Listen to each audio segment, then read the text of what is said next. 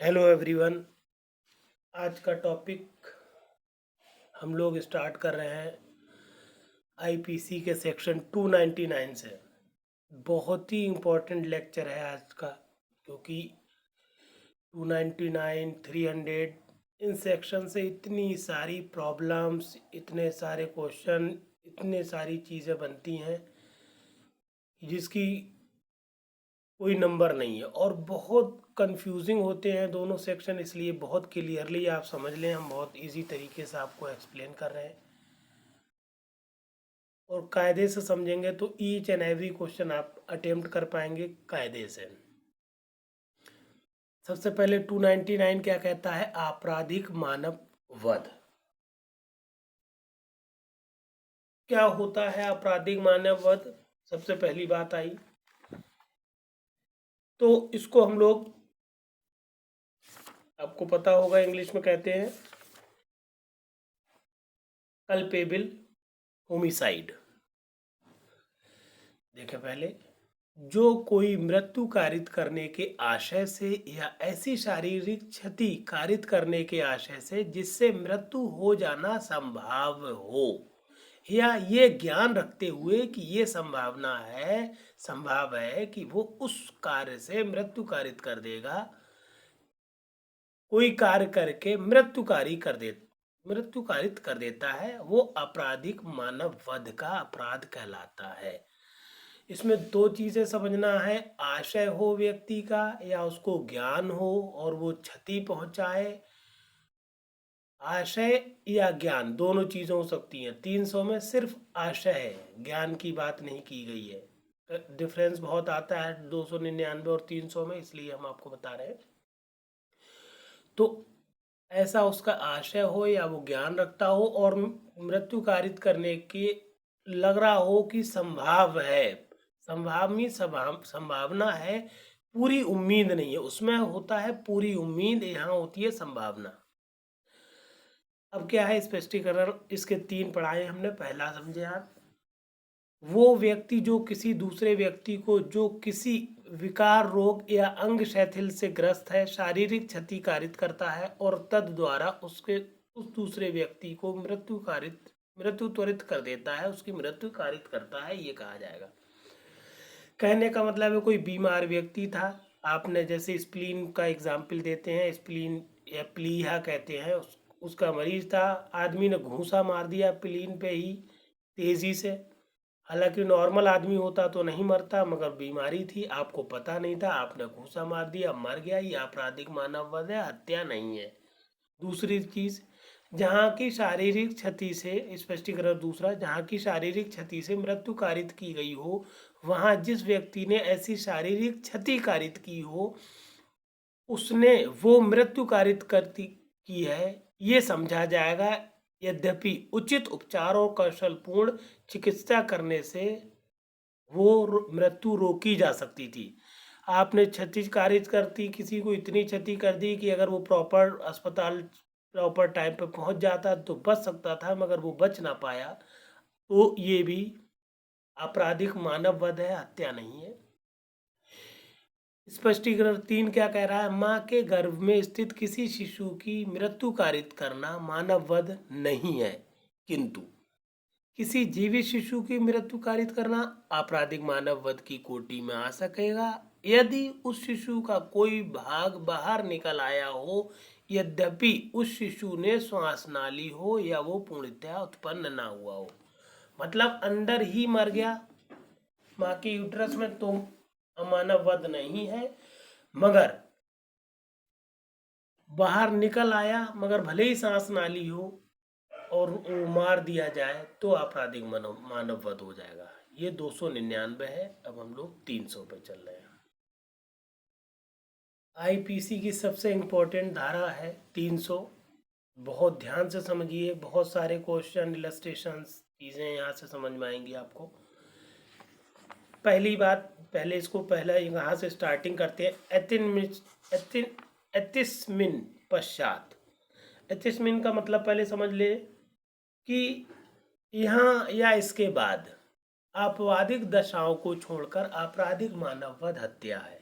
ठीक, कहीं पर भी अगर बात हो तो आपराधिक मानववध अगर छोड़ दिया जाए तो मानववध जो है वो हत्या हो जाएगी यदि वो कार्य जिसके द्वारा मृत्यु कारित की गई हो मृत्यु करने के आशय से किया गया हो।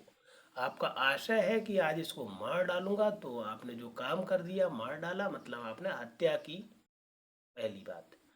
दूसरी, अथवा के बाद यदि वो ऐसी शारीरिक क्षति कारित करने के आशय से किया गया हो जिससे अपराधी जानता हो कि उस व्यक्ति की मृत्यु कारित करना संभव है, जिसको वो अपहानि कारित कर की गई है, मतलब वो जान रहा है कि हम जिस तरह से इसको मार रहे हैं तो इससे हम उसको मार ही डालेंगे। तीसरी बात, यदि वो किसी व्यक्ति की शारीरिक क्षति कारित करने के आशय से किया गया हो और वो शारीरिक क्षति जिसके कारित करने का आशय हो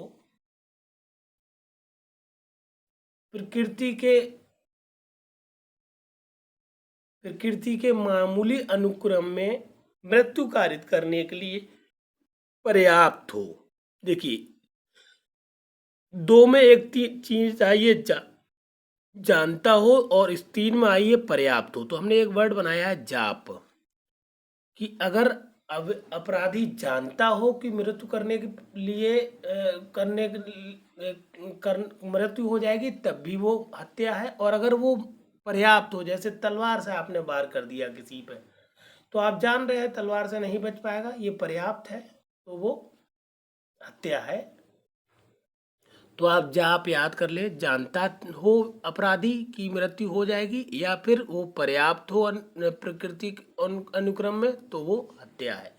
चौथी और लास्ट बात, यदि कार्य करने वाला व्यक्ति ये जानता हो कि वो कार्य इतना आसन्न संकट है कि पूरी संभावता है कि वो मृत्यु कारित कर ही देगा, और ऐसा कार्य वो बिना किसी प्रतिहेतु के करता है। मान लीजिए भरी हुई तोप आप चला दे रहे हैं किसी को, तो आपको पता ही है वो मरेगा, आदमी बच ही नहीं सकता। तो ये इतना आसन्नपूर्ण कार्य है कि आप ये नहीं कह सकते यार हमें पता नहीं था। तो ये चार बातें हैं जिसमें अगर कोई आप मृत्यु कारित कर रहे हैं किसी की, तो आप हत्या कर रहे हैं, ना कि मानववध। पूछा जाता है आईपीसी के 4 खंड तो हो गए जो हत्या को परिभाषित करते हैं, ये पूछे जाते हैं। फिर पूछे जाते हैं कितने अपवाद हैं। तो हत्या के 5 अपवाद हैं जिन कंडीशंस में हत्या ना होकर वो काम आपराधिक मानव वध में चला जाता है। पहला अपवाद है आपराधिक मानव वध कब हत्या नहीं है। पहला तो इसमें पहली बात है, हमने ऐसे करके याद किया है, प्रकोपन पहला हो गया, प्रतिरक्षा दूसरा हो गया, लोक सेवक तीसरा हो गया, झगड़ा जनित चौथा हो गया, और 18 साल पांचवा हो गया। ये 5 अपवाद हैं। पहला अपवाद देखें, आपराधिक मानववध कब हत्या नहीं है। आपराधिक मानववध हत्या नहीं है यदि अपराधी उस समय जबकि वो गंभीर और अचानक प्रकोपन से आत्म संयम की शक्ति से वंचित हो, उस व्यक्ति की जिसने वो प्रकोपन दिया था मृत्यु कारित करे, या किसी अन्य व्यक्ति की मृत्यु भूल या दुर्घटनावश कारित करे। देखिए, पहले अपवाद में 2-3 शब्द आपको रखना है कि पहले बात तो उसको गंभीर प्रकोपन दिया गया, प्रकोपन में वो आत्म संयम की शक्ति खो बैठा और उसने उस आदमी को मार डाला, या गलती से या दुर्घटनावश किसी और आदमी को मार डाला, उसके भाई बहन चाचा ताऊ किसी को मार डाला। ये बात हो गई अपवाद 1 में। अपवाद 2 क्या कहता है, इसमें देखिए भूल आया है, दुर्घटनावश आया है, ये वर्ड से आप इसको याद रखिएगा जरूर। ये वर्ड डायरेक्ट मिलते हैं तो वहां पर आप समझ जाइए ये हत्या नहीं है, मानव वध है, आपराधिक मानव वध है। फिर आप आ जाइए अपवाद नंबर 2 पे, आपराधिक मानव वध हत्या नहीं है यदि वो अपराधी शरीर या संपत्ति की प्राइवेट प्रतिरक्षा के अधिकार को सद्भावनापूर्व प्रयोग में लाते हुए विधि द्वारा उसे दी गई शक्ति का अतिक्रमण कर दे और पूर्व चिंतन बिना ऐसी प्रतिरक्षा के प्रयोजन से जितनी अपहानि करना आवश्यक हो उससे अधिक अपहानि कर दे। मतलब प्राइवेट प्रतिरक्षा कर रहा है अपने शरीर या संपत्ति की, मगर जितना उसका अधिकार था उससे वो आगे बढ़ गया, हालांकि उसने इसके बारे में पूर्व चिंतन ना किया हो, और उससे ज्यादा हानि पहुंचा दे, जिस अपहानि करके किसी आशय के बिना उस व्यक्ति की मृत्यु कारित कर दे जिसके विरुद्ध वो प्रतिरक्षा का ऐसा अधिकार प्रयोग में ला रहा था। मतलब वो कर आत्मरक्षा ही रहा है, आत्म प्रतिरक्षा कर रहा है संपत्ति या शरीर की, मगर अपनी प्रतिरक्षा से बहुत आगे बढ़ गया, और ऐसा उसका पूर्व चिंतन नहीं था, ऐसा उसने सोचा नहीं था, और उसका मार डालने का इंटेंशन नहीं था, मगर उसमें अपने प्रतिरक्षा के प्रभाव में आगे निकल गया और उससे मृत्यु हो गई, हत्या हो गई। तो ये आपराधिक मानववध है, हत्या नहीं है। इस बात को ध्यान रखिए, शब्दों को पकड़िएगा यहाँ पर कि पूर्व चिंतन नहीं किया है उसने, और उसका आशय यहाँ पर नहीं है मृत्यु करने का, ये ध्यान रखें। अब आ जाएं आप अपवाद नंबर 3 में। तीसरा अपवाद क्या कह रहा है? आपराधिक मानववध हत्या नहीं है यदि वो अपराधी ऐसा लोक सेवक होते हुए या ऐसे लोक सेवक की को मदद देते हुए जो लोक न्याय की अग्रसरता में कार्य कर रहा है उसे विधि द्वारा दी गई शक्ति से आगे बढ़ जाए, और कोई ऐसा कार्य करके जिसे वो विधिपूर्ण और ऐसे लोक सेवक के नाते उसके कर्तव्य के निर्वहन के लिए आवश्यक होने का सद्भाव पूर्वक विश्वास करता है, और उस व्यक्ति के प्रति जिसकी मृत्यु कारित की गई है वैमनस के बिना मृत्यु कारित कर दे। वैमनस कहते हैं इलविल, कोई बुरी भावना के बिना। कहने का मतलब है कोई आप लोक सेवक है या लोक सेवक की मदद कर रहा है कोई आदमी, और उसको शक्ति है, मगर शक्ति है किसी को मतलब क्षति पहुंचाने की, मगर उससे ज़्यादा वो बेचारा बढ़ गया अपनी लिमिट में, अपनी लिमिट से बहुत आगे निकल गया, और उसे लगा कि यार मेरा ये काम था और मुझे करना चाहिए था, मगर वो उससे आगे निकल के उसने किसी व्यक्ति की हत्या कर दी,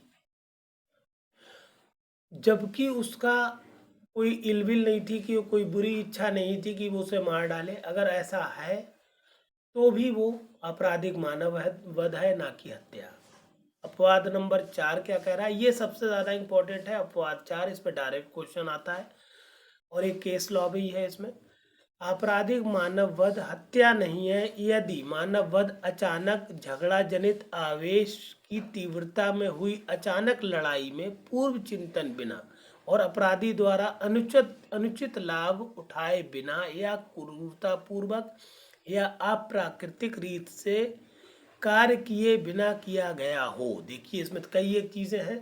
पहली बात, हत्या कब नहीं है? कि झगड़ा हो गया दो लोगों में और वो आवेश में आ गया आदमी, और आवेश की तीव्रता इतनी हो गई कि अचानक उसने को जो है बिना पूर्व चिंतन के, क्या हो, पूर्व चिंतन ना किया हो, उसने पहले से ऐसा बनाना रखा हो मन, और अनुचित लाभ ना उठाए या बहुत ज़्यादा क्रूरतापूर्वक किसी को ना मारे, या प्राकृतिक रीत से नहीं मार रहा है, तो वहाँ पर उसको लाभ मिलेगा कि उसने हत्या नहीं बल्कि आपराधिक मानववध किया। इसमें एक बहुत ही महत्वपूर्ण निर्णय दिया सुप्रीम कोर्ट ने 2019 में, रामवीर बनाम दिल्ली एनसीआर। इसमें पति पत्नी में झगड़ा हो गया, पति उस टाइम नशे में था और नशे में होने की वजह से उसने अपनी पत्नी का गला लोहे की रॉड से गला दबा दिया और पत्नी मर गई। हाई कोर्ट से इसको 302 के अकॉर्डिंग सज़ा मिली हत्या की, मगर सुप्रीम कोर्ट ने कहा कि भाई अचानक झगड़ा हुआ और चूंकि इसको लाभ मिलना चाहिए और इस लाभ के चलते इसको आपराधिक मानववध से दंडित किया गया, ना कि हत्या से। तो इसको हमारे वीडियो को पॉज करके चाहे तो आप केस को शॉर्ट में लिख लिया करें, जिससे आप वहाँ पर लिख पाएंगे एग्जाम में, तो बहुत अच्छा इंप्रेशन रहता है जब आप केस लॉ देते हैं उस सेक्शन से रिलेटेड। इसीलिए हम आपको हर इम्पोर्टेंट सेक्शन में केस लॉ लेटेस्ट, अब क्योंकि एग्जाम में आने लगे लेटेस्ट निर्णय, तो लेटेस्ट हम आपको दे रहे हैं निर्णय, आप लिख दें तो आपका बहुत ज़्यादा फायदा हो जाएगा। और हमारे भी फायदे की बात करें, इस वीडियो को सब अपने सारे साथियों को फैला दें और चैनल को ज़रूर सब्सक्राइब कर लें, क्योंकि हम 1 से लेकर 100 दिन तक का क्लास दे रहे हैं। अगर आप एक भी क्लास मिस कर जाएंगे तो आपको पुरानी चीज़ या नई चीज़ समझ में नहीं आएगी। तो आप सीरीज से डे 1 डे 2 सर्च करके law classes by Firoz sir day 1 day 2 करके आप नोट्स को कैप्चर करें। पीडीएफ भी दे रहे हैं, पीडीएफ प्राप्त करें और कायदे से बिल्कुल शेड्यूल्ड तैयारी करें। टफ नहीं है कोई भी एग्ज़ाम, मगर एक प्रॉपर रणनीति बहुत ज़रूरी है। हम मेनली आपको रणनीति और वो कॉम्पैक्ट मैटर दे रहे हैं जिससे सिलेक्शन बहुत इजी हो जाता है। अब आप आ जाइए अपवाद नंबर 5 पर। आपराधिक मानववध हत्या नहीं है यदि वो व्यक्ति जिसकी मृत्यु कारित की जाए 18 वर्ष से अधिक आयु का होते हुए अपनी सहमति से मृत्यु होना सहन करे या मृत्यु का जोखिम उठाए। अगर 18 साल से कोई बड़ा है और वो मृत्यु का जोखिम उठा रहा है तो वहां पर वो हत्या नहीं बल्कि मानव वध हो सकता है। अब 299 और 300 के बीच में एक डिफरेंस करने के लिए एक केस लॉ है जिसको आपने बहुत ज़्यादा सुना होगा, रेग बनाम गोविंदा। ये 1876 में आया था और आपको याद रखना है ये हत्या और मानव वध में अंतर जब भी आपको कहीं आएगा तो ये केस लॉ को ज़रूर लिख दे, नीचे या ऊपर कहीं पर, तो आपको इसमें पूरा नंबर मिलता है।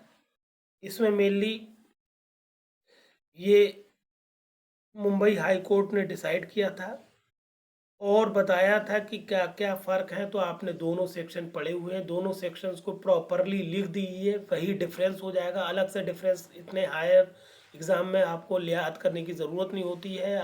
टीचर चाहता है आप बेहतरीन वर्ड्स का इस्तेमाल करें, वो आपको परिभाषाओं से, इलस्ट्रेशन से या स्पष्टीकरण से या अपवादों से ही मिलते हैं, बाकी कहीं बुक से नहीं मिलते हैं। इसलिए इन सेक्शंस को दोनों को अच्छे से याद करें और डिफरेंस कहीं अलग से ना याद करें। 301 धारा देखिए इम्पोर्टेंट, बहुत ज़्यादा पॉइंट ऑफ मतलब कंपटीशन के पॉइंट ऑफ व्यू से नहीं है।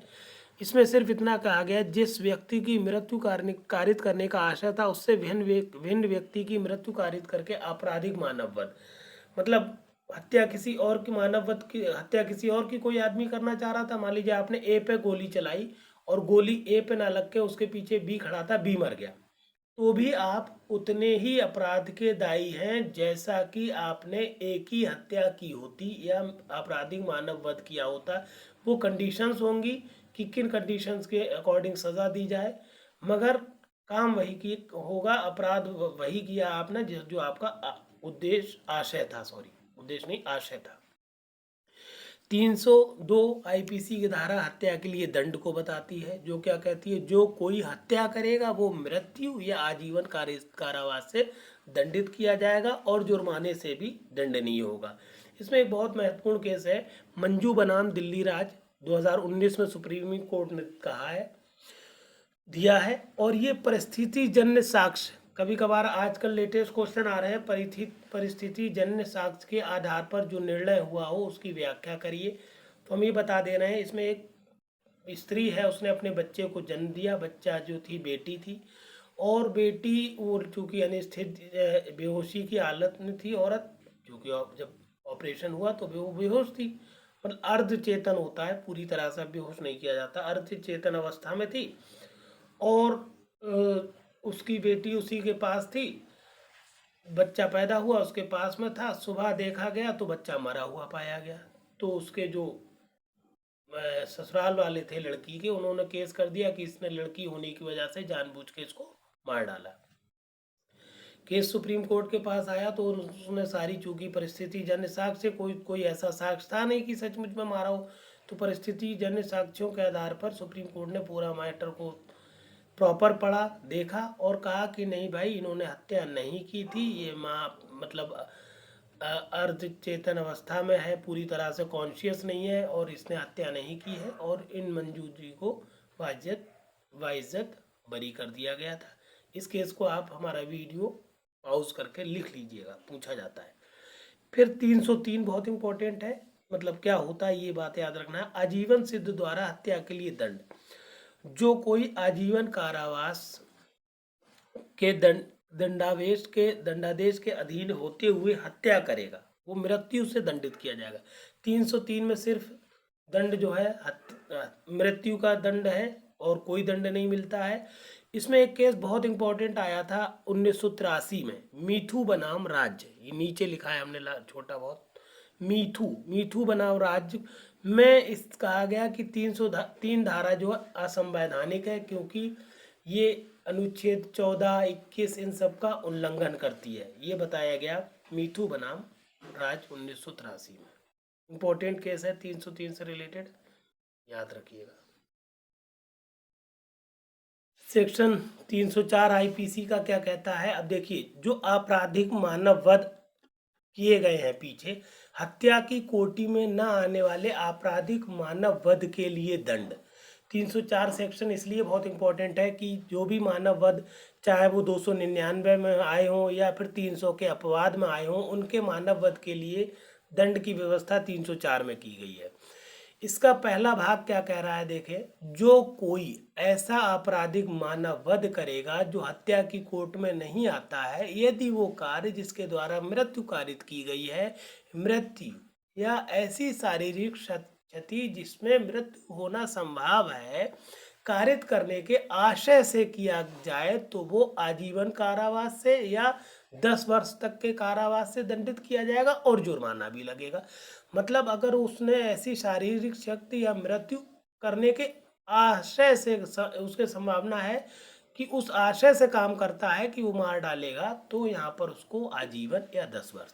दूसरा भाग, यदि वो कार्य इस ज्ञान के साथ कि उसने मृत्यु करना उसकी उससे मृत्यु करना संभव है, किंतु मृत्यु या शारीरिक क्षति जिससे मृत्यु करना संभव है कारित करने के किसी आशय के बिना किया जाए तो वो 10 वर्ष तक के कारावास या जुर्माना या दोनों से दंडित किया जाएगा।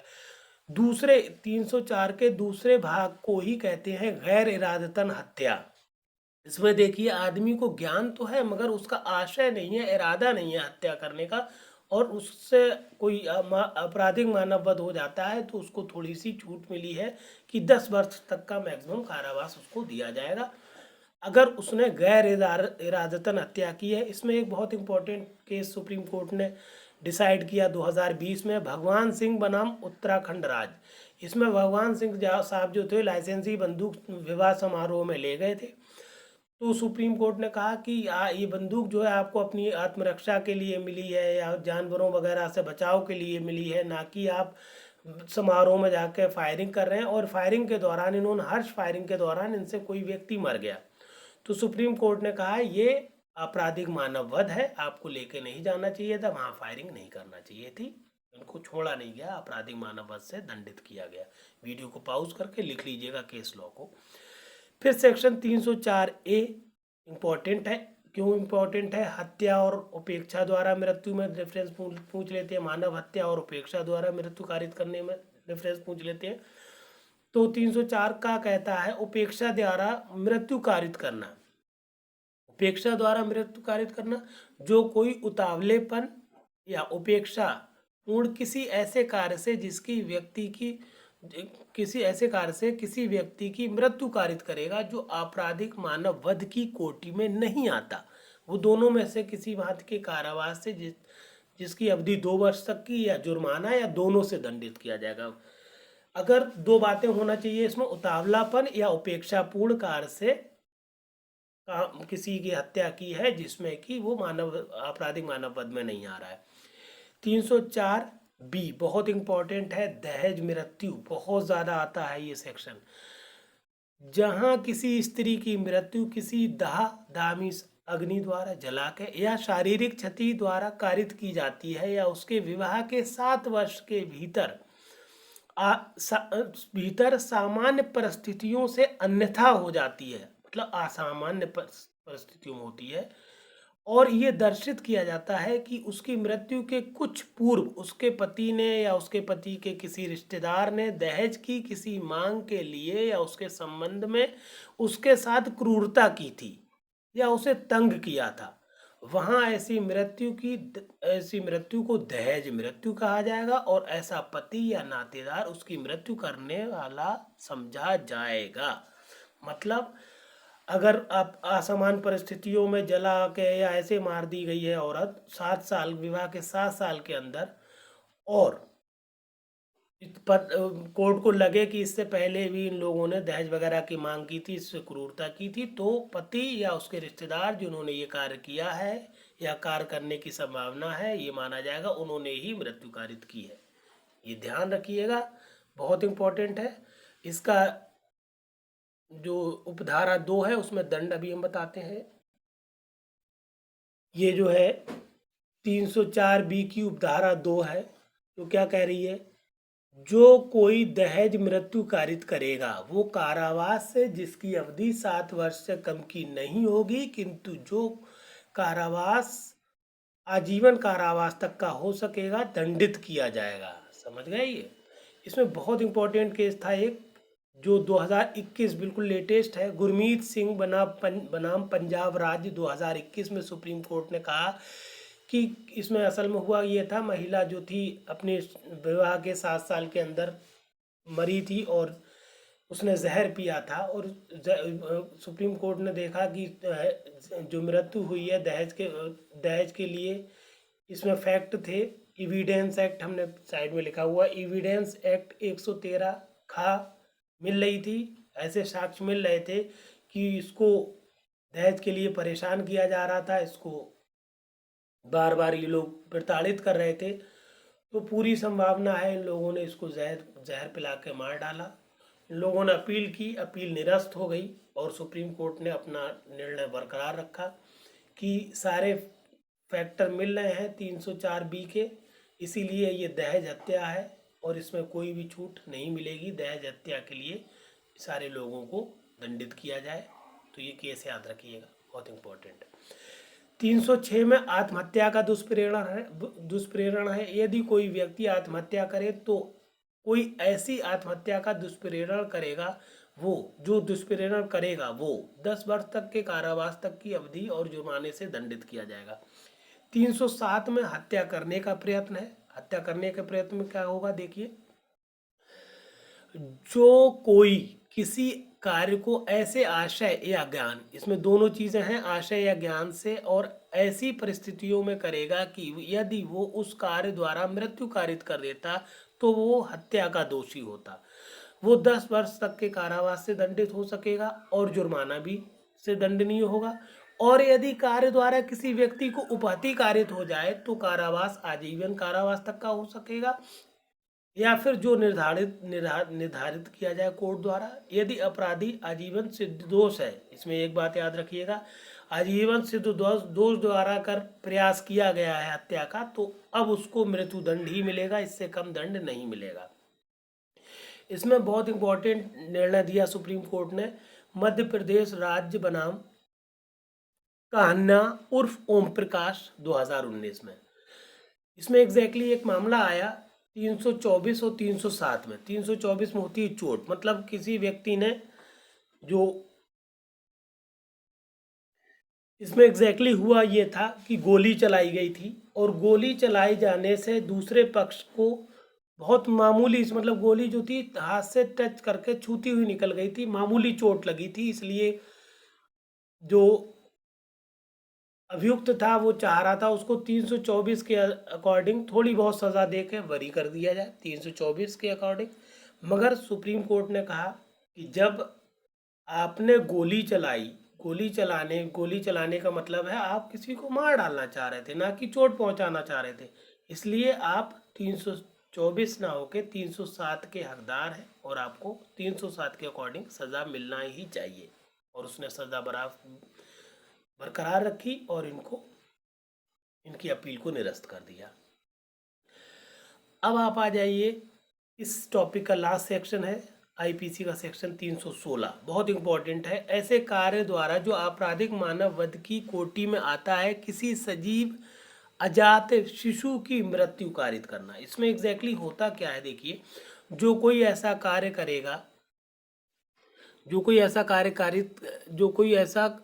ऐसा कार्य ऐसी परिस्थितियों में करेगा कि यदि वो तद द्वारा मृत्यु कारित कर देता तो वो आपराधिक मानव वध का दोषी होता। और ऐसे कार्य द्वारा किसी सजीव अजात शिशु की मृत्यु कारित करेगा, वो दोनों में से किसी भांति के कारावास से जिसकी अवधि 10 वर्ष तक की हो सकेगी दंडित किया जाएगा, और जुर्माने से भी। मतलब ऐसा काम है आदमी का कि अगर वो पूरा हो जाता तो आपराधिक मानववध होता, मगर आपराधिक मानववध नहीं हो पाया, कुछ और गड़बड़ हो गई। देखें, इसका हम एक इलस्ट्रेशन होता है, कोई ध्यान रखिएगा, वो हमारा वीडियो पॉज करके लिख भी लीजिएगा कि गर्भवती महिला है और बच्चा उसका होने वाला था, और लड़ाई हो गई। लड़ाई होने में आदमी ने उसको, दूसरे पक्षकार ने उसको धक्का दे दिया, वो पत्थर पर जाके गिर गई। उसकी भी मृत्यु हो सकती थी मगर वो बच गई, मगर उसके पेट का बच्चा मर गया। तो यहाँ पर कोर्ट ने 316 के अकॉर्डिंग उसको सज़ा दी। 316 का यही इलस्ट्रेशन है, एग्जाम्पल है, इसको ध्यान रखिएगा और लिख लीजिएगा वीडियो को पॉज करके। हमारे वीडियो को आप सारे भाइयों अपने साथियों तक पहुंचाइए। उसके अलावा हमारे चैनल को ज़रूर सब्सक्राइब कर लीजिए, क्योंकि आपको 100 दिन के वीडियो मिलेंगे विद PDF, और बहुत प्रॉपर तरीके से हम आपको सारे इम्पोर्टेंट सेक्शन दे रहे हैं। Thank you for watching this.